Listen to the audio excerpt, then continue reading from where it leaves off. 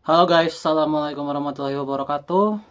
Apa kabar? Semoga teman-teman dalam keadaan sehat walafiat. Salam buat keluarga teman-teman di rumah. Salam sepak bola. Perkenalkan gue Ajay, gue si netizen yang suka membahas bola. Iya, lagi-lagi ada update terbaru soal kondisi timnas Indonesia, di mana Emil Audero sudah dipastikan akan absen ya. Dimana ini sudah dikonfirmasi langsung oleh Bapak Manajer Sumarji, di mana Emil Audero kemungkinan besar akan absen. Dan untuk mengantisipasi kekurangan penjaga gawang, setelah kemarin memanggil Nadeo, barusan tim kepelatihan memanggil juga Reza Arya pertama sebagai kiper cadangan ketiga ya. Ini berarti ini kan sudah berarti sudah ada pemanggilan 2 kiper ya, di luar dari 3 kiper yang dipanggil. Artinya dari 3 kiper yang dipanggil di awal kemungkinan besar 2-nya ini bermasalah ya. Ya, entah itu Emil dengan Paes atau Emil dengan Hernando gitu ya. Berarti salah 2-nya ini ada masalah, guys. Ini membuat ya teka-teki bisa dibilang penjaga gawang yang akan ditampilkan di ronde 4 nanti perlahan-lahan menjadi terjawab ya. Dimana kemungkinan besar kalau melihat situasi, karena Hernando tidak ada cedera apapun, kemungkinan Martin Paes juga bermasalah ya. Melihat situasi sekarang penjaga gawang ada 5, berarti kan 2-nya udah pasti bermasalah, karena yang bisa dibawa cuma 3 kan. Yang bisa dibawa cuma 3, jadi kemungkinan Martin Paes juga bermasalah. Dan ini cukup mengkhawatirkan dan datang di timing yang sangat tidak tepat ya, dimana 2 kiper kita mengalami masalah, ditambah oleh Romani juga striker utama kita juga masih bermasalah. Meskipun Bapak Sumarji bilang sudah 95% kondisinya oleh Romani, tapi itu bukan jawaban yang pasti. Sama seperti kemarin juga Bapak Sumarji bilang katanya Martin Paes dan Emil Audero oke katanya dalam kondisi fit. Ternyata setelah di cross check lagi, ternyata mereka masih bermasalah dengan kebugaran. Dimana sekarang kan pemain-pemain yang dari Liga 1 kan sudah OTW ke Arab.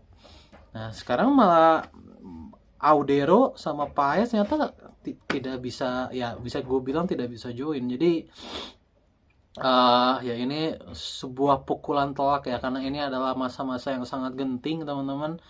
Di ronde 4 ini masa-masa terpenting, tapi kita malah kehilangan pemain-pemain terbaik kita. Jadi cukup disayangkan ya, sekali lagi cukup disayangkan. Dan kalau bicara soal potensi penjaga gawang ya, gue merasa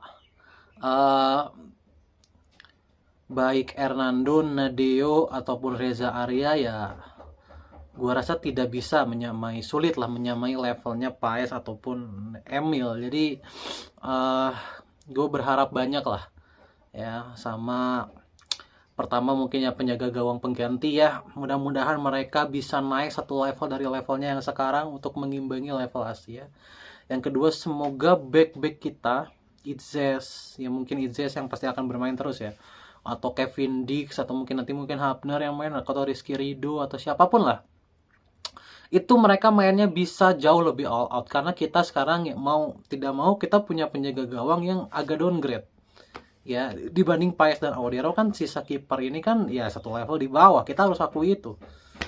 Berarti lini belakang Itzes, Dix atau apapun, mereka harus all out supaya kiper kita ini tidak digempur terus ya, harus all out lini belakang kita. Karena sekarang ya bisa gue bilang lini belakang yang menjadi subjek vital ya, gitu ya. Jangan sampai digempur terus dengan kualitas kiper yang ya bisa gue bilang satu level di bawah Audero dan Paes. Jauh lebih risky kalau kita terus diserang. Makanya gue rasa Kluivert juga harus mempertimbangkan untuk bermain 4 back ya, jangan sampai bermain 5 back gue rasa. Karena kalau bermain 5 back berarti ya kita akan digempur terus ya, makanya bermain 4 back gue rasa akan jauh lebih realistis, supaya kita bisa memenangkan lapangan tengah, supaya kita tidak banyak digempur. Oke. Dan kalau melihat dari performa 3 kiper yang tersedia, Hernando Ari, Nadeo ataupun Reza Arya, sama seperti video kemarin, kalau dibanding Reza Arya pun ya gue masih memilih Nadeo. Dibanding Hernando pun gue masih memilih Nadeo. Jadi tapi kan ya pelatih punya seleranya sendiri, punya penilaian sendiri. Apakah Hernando, apakah kalau bicara build up, Hernando jauh lebih baik dibanding Nadeo. Soal build up. Ya, tapi soal reaksi Nadeo lebih bagus. Ya, soal reaksi ya. Soal reaksi Nadeo lebih bagus, tapi soal build up, covering area itu Hernando jauh lebih bagus.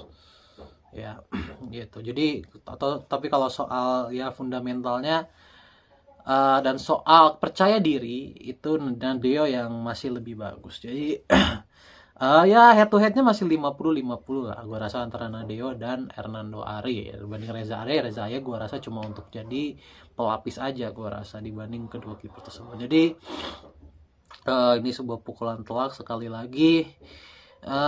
Ya untuk Irak dan Arab mudah-mudahan jangan galak-galak ya. Jangan galak-galak karena aduh apa ya, gue merasa di ronde 4 ini tuh kita bener-bener banyak tidak beruntungnya. Iya serius, banyak tidak beruntungnya. Lini tengah kita menurun kualitasnya. Pemain-pemain muda kita sekarang nge-stuck. Ya, pemain-pemain muda kita sekarang lagi nge-stuck performanya. Marcelino, Ivar, Habner, siapa lagi pemain-pemain muda kita tuh? Ya Rido mungkin ya, lagi pada nge-stuck semua. Oleh Romani cedera. 2 kiper utama kita cedera. Gitu. Kevin Dix sedang dalam performa yang buruk di klubnya. Ya meskipun ya Itzes, Verdong, Dean James lagi bagus. Di tengah Haye pindah ke Persib ya. Gua harus bilang Haye itu menurun. Haye menurun, Pelu Pesi menurun. Gitu ya. Kemudian Ragnar juga akhir-akhir ini lagi jarang dapat bermain. Jadi menjelang ronde 4 ini pemain-pemain kita ini lagi posisi yang goyang. Mes Hilgers bermasalah dengan klubnya. Ya, Mes Hilgers bermasalah dengan klubnya. Jadi situasi ini sangat tidak menguntungkan ya.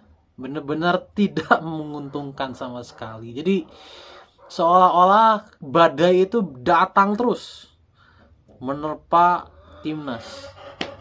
Gitu. Dan apakah kita bisa lolos? Makanya gue bilang sebenarnya kemarin tuh gue sempat 50-50, tapi sekarang gue jujur 40-60 ya, timnas lolos ke Piala Dunia. Karena dengan badai sekencang ini ya semuanya harus survive. Semua pemain yang tersisa harus survive. Dan apakah mereka bisa survive yang kita nggak tahu ya, tergantung mental bermain mereka. Gitu ya. Jadi sekali lagi ini badai yang tidak Emil Audero yang tadinya kita sangat optimis ya dengan Emil Audero, tiba-tiba Emil cedera. Ya, aneh banget gitu kan. Jadi kayaknya memang gue jujur pesimis ya melihat badai yang terjadi di timnas Indonesia, apalagi kita mainnya di Arab dan lawan Arab. Ya, apalagi kita dikadalin sama AFC. Jadi segala situasi ini sedang tidak menguntungkan timnas. Jadi ya gue harapkan yang terbaik aja lah ya.